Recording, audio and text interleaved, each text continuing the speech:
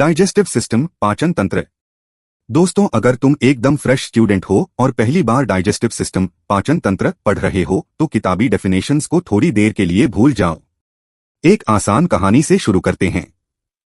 सोचो कि तुम्हारा शरीर एक बहुत बड़ी एनर्जी फैक्ट्री है और जो खाना तुम खाते हो, रोटी, चावल, दाल, वो इस फैक्ट्री का रॉ मटेरियल, कच्चा माल है। हमारी सेल्स इतनी छोटी हैं कि वो खाने के उस बड़े टुकड़े को डायरेक्ट यूज नहीं कर सकती। तो इस बड़े गड्ढेदार खाने को तोड़कर इतना पानी जैसा लिक्विड बना देना कि ब्लड उसे सोख सके, बस इसी पूरे प्रोसेस को डाइजेशन कहते हैं।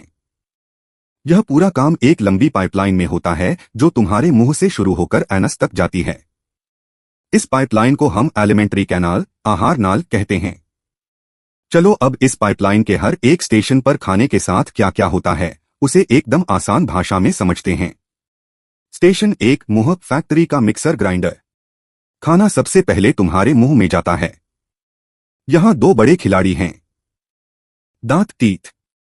इनका काम है मैकेनिकल पाचन, यानी खाने को चबाना, काटना और पीसकर छोटा बनाना। अडल्ट्स में 32 दांत होते हैं, जिसका एक टीथ फॉर्मूला होता है जो हम आगे देखेंगे। लार, सलाइवा। मुंह में 3 जोड़ी ग्लैंड्स होती हैं जो लार निकालती हैं। यह लार खाने को गीला और फिसलदार बनाती है ताकि गले से नीचे उतर सके। इसका pH लगभग 6.8 हल्का एसिडिक होता है। एंजाइम। लार में एक स्पेशल केमिकल होता है जिसे अमिलेज या टायलिन एंजाइम कहते हैं। यह तुम्हारे खाने में मौजूद स्टार्च, कार्बोहाइड्रेट को यहीं मुंह में ही तोड़ना शुरू कर देता है। यानी पाचन की शुरुआत पेट से नहीं, तुम्हारे मुंह से ही शुरू हो जाती है। Station 2, food pipe, oesophagus. मुंह से निकलकर खाना एक लंबी नली में जाता है जिसे फूड पाइप या ग्रास नली कहते हैं। याद रखना, यहां कोई डाइजेशन नहीं होता। यह सिर्फ एक रास्ता है जो खाने को मुंह से पेट तक पहुंचाता है। इसमें एक स्पेशल मूवमेंट होती है, जैसे टूथपेस्ट की ट्यूब को पीछे से दबाते हैं, जिसे पेरिस्टाल्सिस कहते हैं, ताकि खाना धीरे धीरे नीचे खिसके। स्टेशन 3, पेट, स्टमक, आमाशय, एसिड का टैंक। अब खाना पहुंच गया तुम्हारे पेट में, जहां यह लगभग 3 से 4 घंटे रुकता है। तुम्हारा पेट एक जे शेप का थैला है जो अंदर से बहुत स्ट्रॉन्ग केमिकल्स निकालता है। HCl, hydrochloric acid. यह इतना तेज एसिड है, pH 1.5 से 2.5, कि अगर हाथ पर गिर जाए तो जला दे। लेकिन पेट की दीवार पर एक म्यूकस की लेयर होती है जो उसे बचाती है। यह एसिड खाने के साथ आए सारे बैक्टीरिया को मार देता है और माहौल को एसिडिक बनाता है। Pepsin enzyme. यह एसिडिक माहौल इसलिए चाहिए क्योंकि पेट का हीरो पेप्सिन बिना एसिड के काम नहीं करता। पेप्सिन का एक ही मकसद है, खाने में मौजूद प्रोटीन को तोड़ना। स्टेशन 4, लिवर और पैनक्रियास, 2 बड़े हेल्पर्स। पेट से निकलकर खाना आगे बढ़ता है, लेकिन अगले स्टेशन पर पहुंचने से पहले 2 दोस्त बाहर से अपना जूस पाइपलाइन में डाल देते हैं। लिवर, यकृत। यह तुम्हारे शरीर की सबसे बड़ी ग्लैंड है। यह एक जूस बनाती है जिसे बाइल जूस, पित्त रस कहते हैं। यह जूस आकर खाने के फैट, चर्बी, तेल को छोटे छोटे टुकड़ों में तोड़ता है, इसे एमल्सिफिकेशन कहते हैं। सबसे मजेदार बात यह है कि इस जूस में कोई एंजाइम नहीं होता, फिर भी यह डाइजेशन के लिए जरूरी है। पैनक्रियास, अग्न्याशय। यह एक मिक्स जूस निकालता है जिसमें हर चीज को तोड़ने के वेपन होते हैं, ट्रिप्सिन बचे हुए प्रोटीन के लिए और लाइपेज फैट के लिए। स्टेशन 5, छोटी आंत, स्मॉल इंटेस्टिन, असली हीरो। अब खाना पहुंचता है तुम्हारी छोटी आंत में। नाम छोटी है, लेकिन यह पाइपलाइन का सबसे लंबा हिस्सा लगभग 6 से 7 मीटर है। खाने का बचा कुचा पूरा पाचन यहीं खत्म होता है। यहां लिवर और पैनक्रियास के सारे जूसेस खाने को पूरी तरह पानी जैसा लिक्विड बना देते हैं। इसके बाद शुरू होता है एब्जॉर्प्शन, अवशोषण। छोटी आंत की दीवारों पर उंगलियों जैसे छोटे छोटे उभार होते हैं जिसे विली कहते हैं। यह विली उस डाइजेस्टेड खाने को सोख लेती हैं और सीधे तुम्हारे ब्लड, खून में मिला देती हैं। अब तुम्हारा खाना पूरे शरीर में एनर्जी बनकर दौड़ने के लिए तैयार है। स्टेशन 6, बड़ी आंत, लार्ज इंटेस्टिन, वेस्ट मैनेजमेंट। जो खाना डाइजेस्ट नहीं हो पाया, वेस्ट, वो अब बड़ी आंत में जाता है। यह छोटी आंत से छोटी होती है पर थोड़ी चौड़ी होती है। यहां कोई पाचन नहीं होता। इसका सिर्फ एक ही काम है, उस वेस्ट मटेरियल में से वाटर और जरूरी नमक, मिनरल्स को सोखना। पानी सूखने के बाद जो सॉलिड वेस्ट बचता है वो रेक्टम में जमा हो जाता है और फिर एनस के रास्ते शरीर से बाहर निकाल दिया जाता है। यह है तुम्हारा पूरा डाइजेस्टिव सिस्टम एक सिंगल फ्लो में। बिना किसी टेक्निकल कॉम्प्लेक्सिटी के अब तुम्हारे दिमाग में एक साफ पिक्चर बन गई होगी कि खाना मुंह से लेकर पेट और आंत तक कैसे ट्रैवल करता है और कहां क्या टूटता है। तो अब हम इसका पोस्टमार्टम करेंगे एग्जाम पॉइंट ऑफ व्यू से और इसे पूरे डेप्थ में पढ़ेंगे, तो अपना फोकस एकदम 100% रखना। हमारा शरीर एक कॉम्प्लेक्स फैक्ट्री है और डाइजेशन का मतलब है बड़े अघुलनशील अणुओं इनसोल्यूबल पॉलीमर्स को छोटे घुलनशील अणुओं सोल्यूबल मोनोमर्स में तोड़ना ताकि ब्लड उसे एब्जॉर्ब कर सके। यह पूरी प्रक्रिया एलिमेंट्री कैनाल आहार नाल में होती है जिसकी कुल लंबाई लगभग 9 मीटर या 30 फीट होती है। तो चलते हैं इस फैक्ट्री के हर एक स्टेशन की सैर पर 1 बाय 1। स्टेशन 1 मुंह माउथ बक्कल कैविटी। खाना यहीं से एंटर करता है और यहां से डाइजेशन की शुरुआत होती है। दांत टीथ मनुष्य के दांत डिफ्योडेंट बच्चे और बड़े में 2 बार आने वाले और हेटेरोडोंट अलग अलग तरह के होते हैं। 4 तरह के दांत होते हैं, इंसिजर्स कृंतक काटने वाले, केनाइन्स रत्नक फाड़ने वाले, प्रीमोलर्स अग्रचर्वणक पीसने वाले और मोलर्स चर्वणक। Exam fact. अडल्ट्स का डेंटल फॉर्मूला 2123/2123 टोटल 32। बच्चों का डेंटल फॉर्मूला 2102/2102 टोटल 20, यानी बच्चों में प्रीमोलर्स बिल्कुल एब्सेंट होते हैं और अकल दांत थर्ड मोलर 18+ की उम्र में आता है। इसके फॉर्मूले को हम आगे समझेंगे। दांत का सबसे ऊपरी सफेद हिस्सा एनामल कहलाता है जो पूरे शरीर का सबसे कठोर हार्डेस्ट तत्व है, कैल्शियम फॉस्फेट से बना। लार ग्रंथियां सलाइवरी ग्लैंड्स। मुंह में 3 जोड़ी ग्लैंड्स होती हैं। पैरोटिड सबसे बड़ी कान के पास, इसमें वायरस इन्फेक्शन से मम्प्स गलसुआ बीमारी होती है। सबमैंडिब्युलर नीचे के जबड़े में और सबलिंगुअल जीभ के नीचे। Exam fact. लार का pH 6.8 हल्का एसिडिक होता है। इसमें 2 मेन चीजें होती हैं, लाइसोजाइम जो खाने के हार्मफुल बैक्टीरिया को मारता है और टायलिन सलाइवरी अमिलेज एंजाइम जो 30% स्टार्च को मोल्टोज शुगर में बदल देता है। मुंह में चबे हुए और लार मिले खाने को बोलस कहते हैं। Station 2 food pipe oesophagus grass नली। यह लगभग 25 सेंटीमीटर लंबी नली है जो मुंह को पेट से जोड़ती है। Exam fact. इस पूरी नली में कोई डाइजेशन नहीं होता। खाना इसमें से एक वेव लाइक कॉन्ट्रैक्शन के रूप में गुजरता है जिसे पेरिस्टाल्सिस क्रमानुकुंचन कहते हैं। फेरिंग्स के पास एक वाल्व होता है जिसे एपिग्लॉटिस कहते हैं जो खाना खाते वक्त सांस की नली ट्रकिया को बंद कर देता है ताकि खाना फेफड़ों में न जाए। स्टेशन 3 पेट स्टमक आमाशय। खाना यहां लगभग 3 से 4 घंटे रुकता है और यहां खाने का रूप बदलकर गाढ़ा पेस्ट हो जाता है जिसे काइन कहते हैं। पेट की दीवारों पर गैस्ट्रिक ग्लैंड्स जठर ग्रंथियां होती हैं जो गैस्ट्रिक जूस निकालती हैं जिसका pH 1.5 से 2.5 हाईली एसिडिक होता है। Exam fact. गैस्ट्रिक ग्लैंड्स में अलग अलग सेल्स होती हैं जहां से एग्जाम में सवाल बनते हैं, लेकिन इसे समझने से पहले हमें एक्टिव वर्सेस इनएक्टिव एंजाइम्स समझना होगा। सबसे पहले हम इनएक्टिव एंजाइम्स समझेंगे। इनएक्टिव एंजाइम्स मतलब एंजाइम प्रेजेंट तो है लेकिन अभी वर्किंग मोड में नहीं है। सिंपल लैंग्वेज में सोया हुआ एंजाइम, इसे एग्जाम्पल से समझते हैं। पेप्सिनोजेन ये स्टमक में पहले इनएक्टिव फॉर्म में निकलता है क्योंकि अगर ये तुरंत एक्टिव हो जाए तो स्टमक की वॉल को ही डैमेज कर सकता है, इसलिए बॉडी स्मार्टली इनएक्टिव फॉर्म भेजती है। फिर HCl आता है और पेप्सिनोजेन एक्टिव पेप्सिन बन जाता है। इनएक्टिव एंजाइम मतलब gun without trigger, active enzyme ready to work. Exam trick. जिन एंजाइम्स के नाम के एंड में OGEN आता है वो हमेशा इनएक्टिव फॉर्म होते हैं, जैसे पेप्सिनोजेन इनएक्टिव, पेप्सिन एक्टिव। चलो अब वापस आते हैं अपने मेन टॉपिक पे। गैस्ट्रिक ग्लैंड्स स्टमक की मिनी फैक्ट्रीज। स्टमक के अंदर डिफरेंट सेल्स होते हैं और हर सेल का अलग काम होता है। एक ऑक्सेंटिक या पैराइटल सेल्स, ध्यान रखना ये दोनों एक ही के नाम है। एग्जाम्स में अक्सर इनके दोनों नाम का यूज करके कंफ्यूज किया जाता है। ये 2 इंपॉर्टेंट चीजें बनाती हैं। नंबर 1 HCl हाइड्रोक्लोरिक एसिड, इसका काम बैक्टीरिया को मारना और इनएक्टिव एंजाइम्स को एक्टिव बनाना। सिंपल HCl मतलब activator plus protector. Number 2 intrinsic factor, ये विटामिन B12 एब्जॉर्प्शन में हेल्प करता है। Exam trick, intrinsic factor vitamin B12। डी पेप्टिक या चीफ सेल्स, ये भी इनएक्टिव एंजाइम्स बनाती हैं।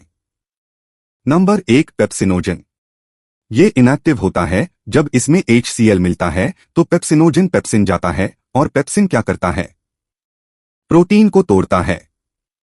सिंपल याद रखो, पेप्सिन बराबर प्रोटीन डाइजेशन, प्रोटीन का पाचन। नंबर 2 प्रोरेनिन, ये भी इनएक्टिव होता है। HCl मिलने के बाद रेनिन बन जाता है और रेनिन सिर्फ बच्चों में मिल्क प्रोटीन केसिन को डाइजेस्ट करता है। सिंपल याद रखो, रेनिन बराबर milk protein digestion in babies. इन सब को वन लाइन रिवीजन में याद रखो। पैराइटल सेल्स, पैरिएटल कोशिकाएं, HCl plus intrinsic factor. Peptic cells, peptic कोशिकाएं, pepsinogen plus prorennin. Pepsin protein digestion, protein पाचन। Rennin milk protein digestion in children. पेट की इनर वॉल को एसिड से बचाने का काम म्यूकस सेल्स करती हैं। स्टेशन 4 लिवर, यकृत और पैनक्रियास, अग्न्याशय। पेट से निकलते ही खाना स्मॉल इंटेस्टिन, छोटी आंत के पहले हिस्से में जाता है, जहां 2 बड़े ऑर्गन्स अपना सिक्रीशन, स्राव डालते हैं। पहला लिवर, यकृत। यह शरीर की सबसे बड़ी ग्रंथि, लार्जेस्ट ग्लैंड है, जिसका वजन लगभग 1.5 kg होता है। इसमें सबसे ज्यादा रिजनरेशन पावर, दोबारा ठीक होने की क्षमता होती है। इसके अंदर कप्फर सेल्स होती हैं जो पुरानी RBCs और टॉक्सिन्स को खा जाती हैं। Exam fact, liver bile juice, पित्तरस बनाता है जो गॉल ब्लैडर, पित्ताशय में जमा होता है। बाइल का pH 7.7 से 8.6 अल्कलाइन, क्षारीय होता है जो पेट से आए एसिडिक खाने को न्यूट्रलाइज, उदासीनीकरण करता है। सबसे बड़ा एग्जाम ट्रैप, बाइल जूस में कोई एंजाइम नहीं होता, इसका काम सिर्फ फैट्स को छोटे टुकड़ों में तोड़ना है, जिसे एमल्सिफिकेशन, पायसीकरण कहते हैं। बाइल में बिलिरुबिन और बाइलिवर्डिन पिगमेंट्स होते हैं। अगर बिलिरुबिन ब्लड में बढ़ जाए तो जॉन्डिस, पीलिया बीमारी होती है। दूसरा है पैनक्रियास, अग्न्याशय। यह शरीर की दूसरी सबसे बड़ी और एक मिक्स्ड ग्लैंड, हेटेरोक्राइन, मिश्रित ग्रंथि है, यानी यह एंजाइम और हार्मोन दोनों निकालती है। इसके एक्सोक्राइन, बहिःस्रावी भाग से पैनक्रियाटिक जूस निकलता है, जिसे कंप्लीट डाइजेस्टिव जूस कहते हैं, क्योंकि इसमें तीनों मैक्रोन्यूट्रिएंट्स को तोड़ने के एंजाइम्स होते हैं। ए ट्रिप्सिनोजन, काइमोट्रिप्सिन, एंटेरोकिनेज एंजाइम द्वारा ट्रिप्सिन में बदलकर प्रोटीन को अमीनो एसिड्स में तोड़ता है। बी अमिलेज, बचे हुए कार्बोहाइड्रेट को तोड़ता है। सी लाइपेज, इमल्सिफाइड फैट को फैटी एसिड और ग्लिसरॉल में तोड़ता है। नोट फॉर बैंक, SSC, इसके एंडोक्राइन भाग को आइलेट्स ऑफ लंगेरहंस कहते हैं, जहां के बीटा सेल्स से इंसुलिन हार्मोन निकलता है, जिसकी कमी से डायबिटीज होती है। स्टेशन 5 छोटी आंत, स्मॉल इंटेस्टिन। नाम छोटी है पर यह एलिमेंट्री कैनाल का सबसे लंबा हिस्सा है, लगभग 6 से 7 मीटर। इसके 3 भाग होते हैं, ड्यूओडेनम, ग्रहणी, यू-शेप का, जहां सबसे ज्यादा डाइजेशन होता है। जेजुनम और आइलियम, सबसे लंबा पिछला भाग। एग्जाम फैक्ट, खाने का पूरा डाइजेशन और एब्जॉर्प्शन इसी स्टेशन पर कंप्लीट होता है। आइलियम की दीवार पर उंगलियों जैसे हजारों उभार होते हैं, जिसे विली कहते हैं। यह विली सरफेस एरिया बढ़ा देती हैं ताकि डाइजेस्टेड खाना जल्दी से ब्लड कैपिलरीज में एब्जॉर्ब हो सके। यहां से बचा हुआ लिक्विड ब्लड के जरिए लिवर से होते हुए पूरे शरीर में चला जाता है। इसे असिमिलेशन, स्वांगीकरण कहते हैं। स्टेशन 6 बड़ी आंत, लार्ज इंटेस्टिन। यह छोटी आंत से छोटी, 1.5 मीटर पर चौड़ी होती है। इसके भी 3 भाग हैं, सीकम, कोलन और रेक्टम। एग्जाम फैक्ट, बड़ी आंत में कोई डाइजेशन नहीं होता, इसका मुख्य काम सिर्फ बचे हुए वेस्ट मटेरियल से वाटर और मिनरल्स को एब्जॉर्ब करना है। एग्जाम पॉइंटर्स, सीकम के निचले हिस्से पर एक छोटी नली होती है, जिसे वर्मिफॉर्म अपेंडिक्स कहते हैं। यह मनुष्य में एक वेस्टिजियल ऑर्गन, अवशेषी अंग है, जो पुराने जमाने में सेल्यूलोज पचाने के काम आता था, पर अब बेकार है। बड़ी आंत के कोलन भाग में ई कोलाई बैक्टीरिया पाया जाता है, जो हमारे वेस्ट खाने को खाता है और बदले में हमें विटामिन के और विटामिन B12 बनाकर देता है। Symbiotic relationship. Finally, solid waste rectum में जमा होता है और एनस के रास्ते बाहर निकल जाता है। चलो अब डेंटल फॉर्मूला को एकदम आसान तरीके से समझते हैं। बच्चों का डेंटल फॉर्मूला 2102/2102। देखो, हमारा मुंह 4 हिस्सों में बटा होता है, जिन्हें हम क्वाड्रेंट्स कहते हैं। ऊपर बाया, ऊपर दाया, नीचे बाया, नीचे दाया, मतलब upper left, upper right, lower left, lower right, कुल 4 हिस्से। अब बच्चों के हर एक हिस्से में दांत गिनो। इंसिजर्स यानी कृंतक जो काटने का काम करते हैं, इनकी संख्या है 2। केनाइन्स यानी रग्नक जो फाड़ने का काम करते हैं, इनकी संख्या है 1। प्रीमोलर्स यानी अग्रचवर्णक, ध्यान से सुनो, बच्चों में ये होते ही नहीं, इनकी संख्या है एकदम 0। और मोलर्स यानी चवर्णक जो चबाने का काम करते हैं, इनकी संख्या है 2। तो एक हिस्से में कुल दांत हुए 2 + 1 + 0 + 2 मतलब टोटल 5। और चारों हिस्सों को मिला दो, 5 × 4 कुल 20 दांत। इन्हीं 20 दांतों को हम मिल्क टीथ यानी दूध के दांत भी कहते हैं, क्योंकि ये टेम्परेरी होते हैं, बाद में टूट जाते हैं। और इसीलिए बच्चों का डेंटल फॉर्मूला होता है 2102/2102। अडल्ट्स का डेंटल फॉर्मूला 2123/2123। अब बात करते हैं बड़ों की। अडल्ट्स का फॉर्मूला थोड़ा अलग है, वही 4 क्वाड्रेंट्स, लेकिन अब हर हिस्से में दांत गिनो। इंसिजर्स कृंतक 2, केनाइन्स रग्नक 1, प्रीमोलर्स अग्रचवर्णक, याद है बच्चों में ये नहीं थे, बड़ों में आ जाते हैं 2, और मोलर्स चवर्णक 3। तो एक हिस्से में 2 + 1 + 2 + 3 टोटल 8 दांत।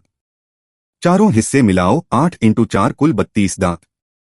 अब एक स्पेशल बात, इन 3 मोलर्स में से जो तीसरा मोलर होता है उसे विजडम टूथ यानी अक्ल दांत कहते हैं, जो 18 साल की उम्र के बाद आता है।